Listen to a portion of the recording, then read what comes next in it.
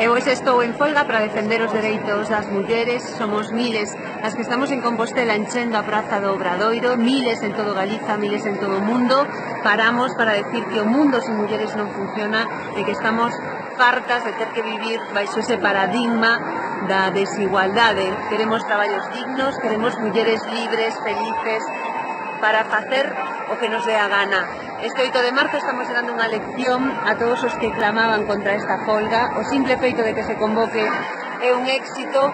Creo que é importante que esta movilización sexa o primeiro paso. Nada ten que volver a ser igual.